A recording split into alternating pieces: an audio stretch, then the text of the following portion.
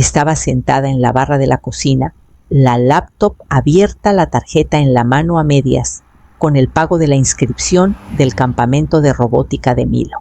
Me lo había pedido hacía semanas, con los ojitos brillándole y la voz brincando de emoción, y yo le dije que sí, sin siquiera revisar cuánto costaba. Así soy yo, siempre he sido así. De pronto la notificación se deslizó en la pantalla del celular. Solo vi el nombre de Darío. Pensé que tal vez me confirmaba la hora de dejar a los niños el domingo o preguntaba por los snacks sin alérgenos que siempre tengo para la pequeña Xochitl. Abrí el mensaje y solo había una oración sin saludo, sin punto final, sin nada. No cuentes conmigo para que te cuide cuando estés vieja. Yo tengo mi propia vida y mi familia. Me quedé inmóvil. No dije nada. La pantalla de la laptop se oscureció sola frente a mí, el botón de pagar todavía esperando. Era todavía temprano. El café a mi lado ya estaba tibio. Afuera, el perro del vecino ladró una sola vez. El resto de la casa estaba en silencio. Hace apenas 3 noches habíamos cenado juntos. Yo preparé ese pastel de limón que a Darío siempre le ha encantado. Llegaron con Jessica y los niños nos sentamos alrededor de la mesa como en los viejos tiempos. Les di sobras para llevar y una botella de ese aceite de oliva que a ella le gusta. Todo parecía normal. Me dio un beso en la mejilla al despedirse. Y ahora, esto. Volví a leer el mensaje más despacio. El pulgar se quedó flotando sobre el botón de responder y luego se alejó. Dejé el celular boca abajo. Al principio no sentí nada, ni coraje ni tristeza. Solo una cosa sorda y lejana, como cuando estás parada fuera de tu propia casa y te das cuenta de que alguien cambió la chapa. Volví a tomar el mouse. Terminé el pago. Milo tendría su campamento. Esa parte fue fácil. Lo difícil fue quedarme ahí, en esa cocina, demasiado callada, preguntándome qué parte de mí había decidido que ya no le importaba. Esa misma tarde, abrí el navegador otra vez, pero esta vez no fue para inscripciones. Entré a mi banca en línea. No le contesté ese día, ni el siguiente. No parecía haber razón para hacerlo. En cambio, abrí mi cuenta de cheques. Sabía lo que iba a encontrar, pero necesitaba verlo todo junto en una sola pantalla. La primera fue la reparación del tejado. Darío me llamó un domingo, dijo que la gotera ya estaba entrando al pasillo, que los niños estaban preocupados, que Jessica estaba llorando en el cuarto de lavado. Le transferí 180,000 pesos a la mañana siguiente. Me dijo que me lo devolvería en unos meses. Nunca volvió a mencionarlo. Yo tampoco. Luego vino el préstamo puente. El coche de Jessica se había descompuesto. Ella faltaba al trabajo, no podían pagar renta de auto y guardería al mismo tiempo. Les mandé 120,000 pesos y recibí un mensaje de gracias con un corazón. Eso fue hace 2 años. También hubo cosas más chicas, las clases particulares de Xochitl, el deducible del hospital el invierno pasado, el hotel cuando se les descompuso la calefacción. Pero lo que más me pegó fue el cheque de la colegiatura, 85,000 pesos.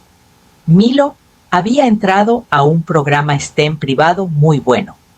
Darío me dijo que les faltaba poquito que le haría el mundo al niño.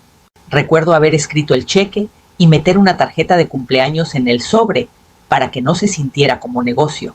Él lo llamó regalo adelantado de cumpleaños. Eso puso en la línea del memo. No préstamo, no parte de la colegiatura, solo regalo. Yo me decía que estaba ayudando. Así hacen las mamás, ¿no? ¿No ves que tus hijos se ahogan en deudas y te quedas cruzado de brazos? Les tiendes la mano. Así me criaron.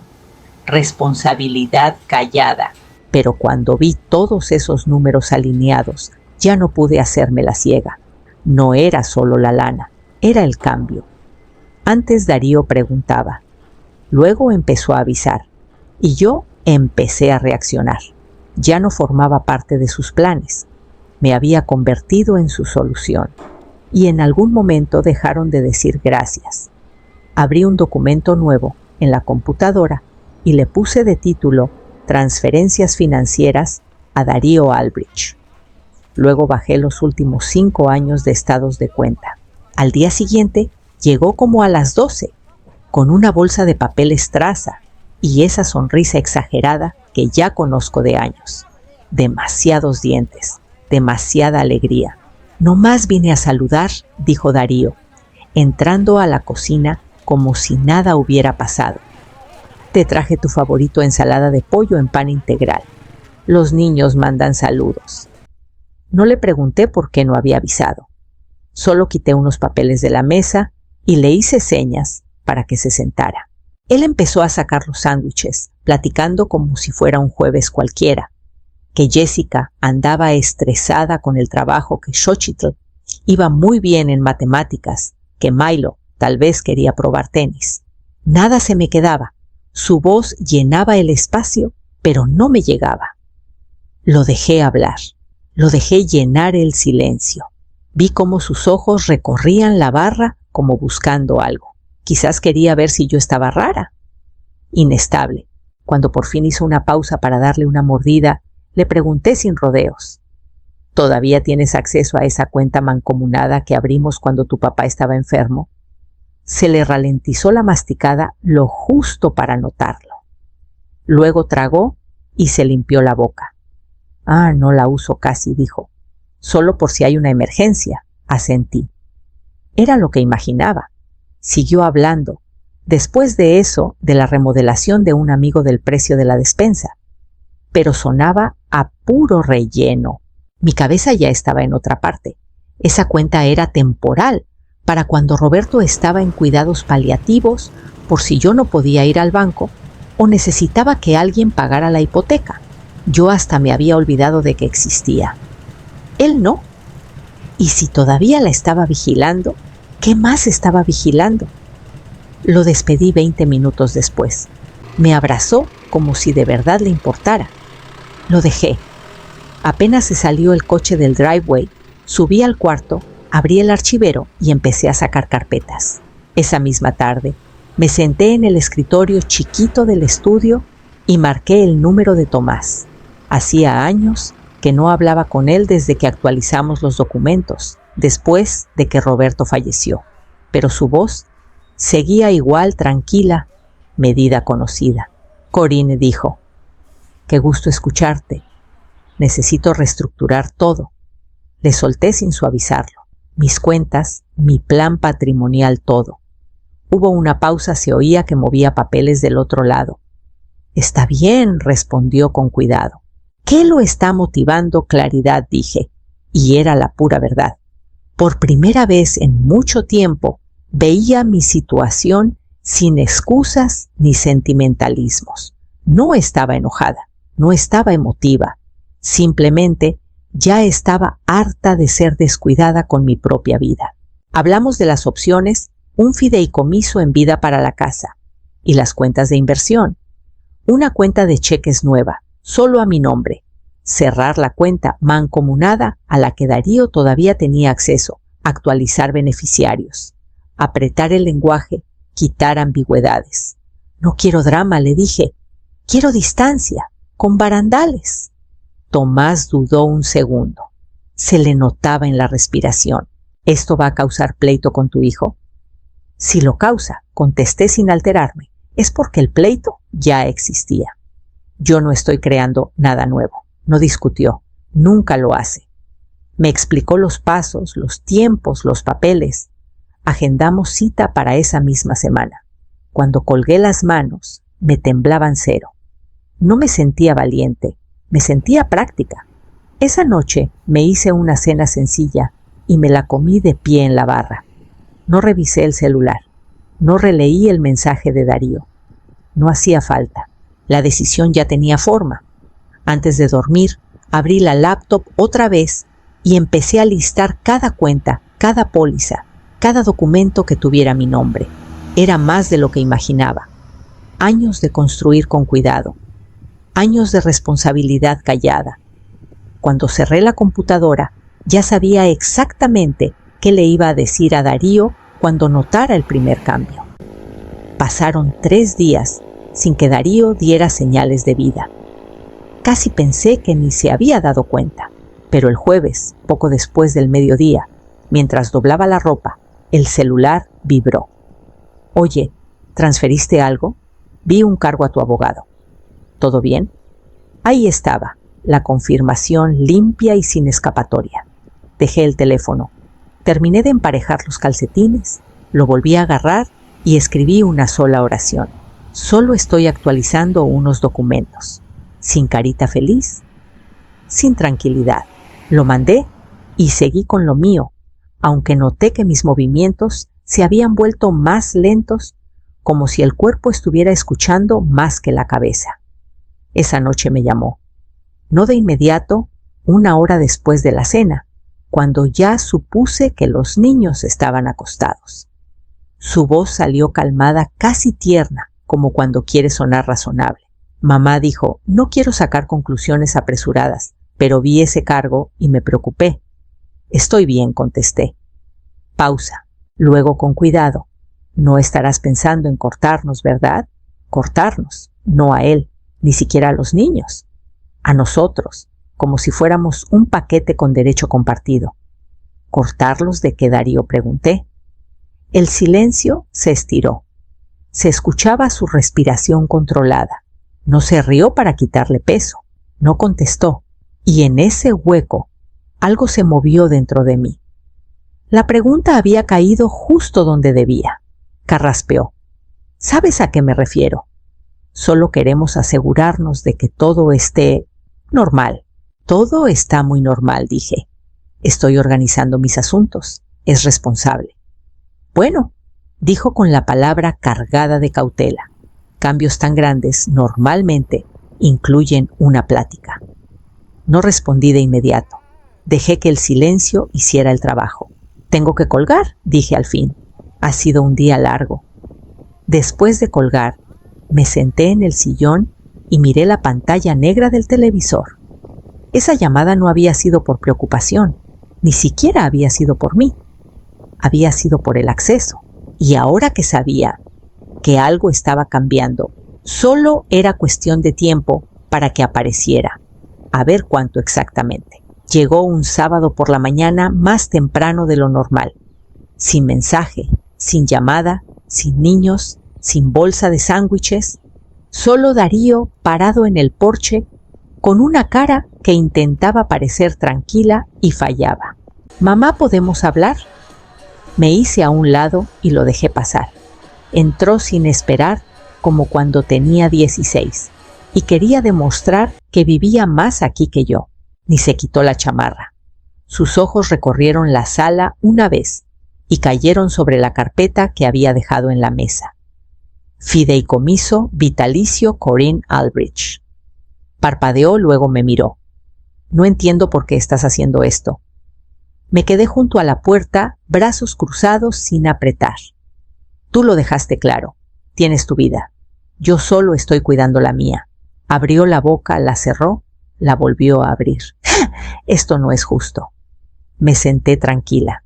Justo era lo que pensabas cuando mentiste diciendo que la mamá de Jessica necesitaba cirugía. Se le cambió la cara. No de vergüenza de haber sido descubierto, no de arrepentimiento. «No fue mentira», murmuró. «Fue exagerado». «No, Darío, fue falso. Y tomaste dinero con base en eso». Se puso rojo. «Fue una sola vez». No contesté. No tenía caso contar cada retiro, cada pretexto. Empezó a caminar de un lado a otro, la voz subiendo de volumen y de velocidad. «Me estás castigando. Nos estás cortando». «¿Y por qué? ¿Por una estupidez que escribí en un mensaje?». «Lo dijiste en serio», contesté, cada palabra. «Y yo te escuché. No era lo que quise decir. Estaba frustrado. No me refería a ti, te referías exactamente a lo que dijiste». Se detuvo y me miró como si yo hubiera hecho algo imperdonable. «Somos tu familia», dijo ahora más bajo, casi acusador. «No se le hace esto a la familia». Lo miré un buen rato. «La familia no se trata como plan de contingencia. No contestó. Solo se quedó ahí respirando fuerte, mirando la carpeta como si con la mirada pudiera prenderle fuego. Cuando al fin se fue, no se despidió. El lunes llegó la carta de su abogado. Pasaron 2 días en silencio, ni llamadas ni mensajes. Casi llegué a creer que había decidido dejar las cosas en paz, pero entonces llegó la carta. No venía directamente de Darío, era de un despacho de abogados del Centro Papel Grueso, Lenguaje Cuidadoso. La leí una vez luego más despacio. Una solicitud formal de evaluación cognitiva, frases amables, preocupación clínica, una insinuación envuelta en cortesía que mis decisiones financieras recientes sugerían una capacidad disminuida. Sentí algo que se apretaba en el pecho, no miedo, no pánico, sino una claridad filosa y ofendida. Llamé a Tomás de inmediato. «Están cuestionando mi competencia», le dije. «¿Quieren una evaluación?» Tomás suspiró largo y controlado. «Lo esperaba», respondió. «Vamos a cumplir, pero nosotros elegimos al médico. No voy a negarme», dije. «No tengo nada que esconder. Es la actitud correcta», me contestó. «Negarse parece defensivo. Cooperar parece seguridad». Cuando colgamos, me quedé en la mesa de la cocina mirando la carta. Yo había criado a un hijo. Había manejado una casa. Había ahorrado trabajando sola. Pagué la hipoteca. Enterré a mi marido. Sobreviví al duelo sin derrumbarme. Y ahora, porque decidí proteger lo que era mío, querían insinuar que no estaba bien. La ofensa calaba más hondo de lo que esperaba. No era solo por la lana, era por la autoridad. Por quién tenía derecho a decidir cuándo mi juicio dejaba de contar. En algún momento la independencia se había vuelto sospechosa. Esa tarde junté mis expedientes médicos, chequeos anuales, resultados limpios, notas del doctor confirmando que estoy sana. Los puse en una carpeta junto a los documentos del fideicomiso. Esa noche dormí profundo. Al día siguiente hice una lista de los especialistas aprobados por el juzgado que Tomás me había mandado por correo y agendé la cita yo misma. Si querían pruebas, se las iba a dar claras, tranquilas y en mis propios términos. La cita fue a las 9:30 de un martes. Llegué 10 minutos antes, me senté en una sala de espera con sillas color pastel y revistas viejas, y me recordé no tomármelo personal. Aún así, tenía las manos más apretadas de lo normal. La doctora Melissa Hoyt me recibió en la puerta, se presentó sin rodeos y me llevó a un consultorio tranquilo sin ventanas. Su tono era neutral, pero no frío. No me trató como paciente, me trató como una lista de verificación. Empezamos con preguntas básicas: orientación, memoria, razonamiento. Me dio un texto corto para leer y resumir. Me pidió recordar una lista de palabras 10 minutos después de oírla. Hicimos rompecabezas lógicos. Me pidió interpretar refranes, decir quién era el presidente actual, contar hacia atrás de 7 en 7. Contesté todo sin titubear, sin tropiezos, sin confusión. Fui administradora escolar casi 30 años. Mi cabeza no se había ido a ningún lado. Luego vino la revisión de documentos. Ya había visto el papeleo del fideicomiso, la revocación del poder notarial, el cierre de cuentas. Me preguntó por la secuencia, las razones, los nombres involucrados. Revisé mi exposición financiera, dije. Quité el acceso compartido. Moví mis bienes a una estructura que nadie con interés económico en mi muerte pueda impugnar. La doctora Hoyt levantó la vista de su libreta, luego la bajó otra vez. Al final cerró la carpeta y respiró hondo. Señora Albridge, presentaré el informe formal antes de que termine la semana, pero le puedo adelantar esto. Usted está lúcida, racional y completamente capaz. Su petición no va a proceder. Asentí una sola vez. Gracias. Dudó un momento. No es la primera mujer que evalúo en estas circunstancias. No imagino que seré la última, respondí. Cuando salí del edificio me sentía más ligera, pero no aliviada. No se trataba de probarle algo a una desconocida. Se trataba de entender qué se había vuelto necesario. Llamé a Tomás desde el coche. Estamos listos para lo que venga. Y 3 días después fijaron la fecha de la audiencia. La audiencia avanzó más rápido de lo que esperaba. La jueza revisó los documentos sin ceremonias, el informe de evaluación, el papeleo del fideicomiso, los cambios de cuentas. Luego se puso los lentes y miró directo a Darío.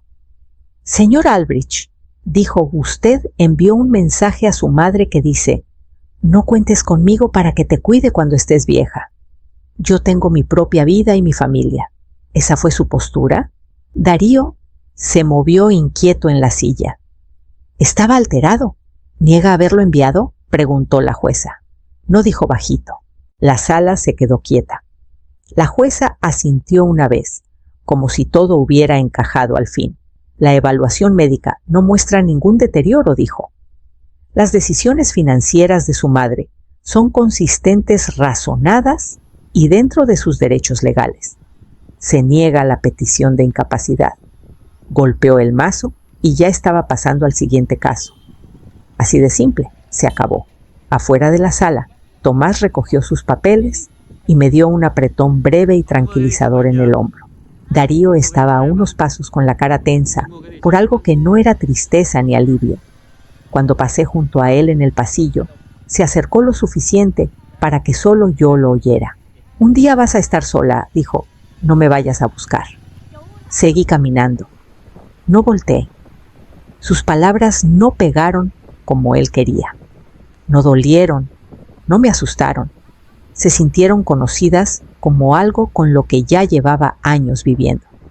Cuando llegué a la salida, el aire de afuera se sentía distinto. No más ligero, más claro. Manejé a casa en silencio, la radio apagada, las manos firmes en el volante. Al entrar al driveway, la casa se veía igual que siempre, sólida, callada, mía.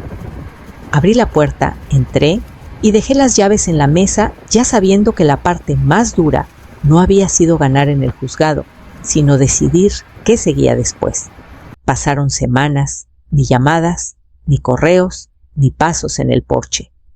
Por primera vez en años, mi celular se quedó en silencio los fines de semana. El calendario del refri, que antes estaba lleno de cenas de cumpleaños y conciertos escolares, ahora estaba en blanco, pero no vacío. Estaba limpio. Luego llegó un sobre, sin remitente.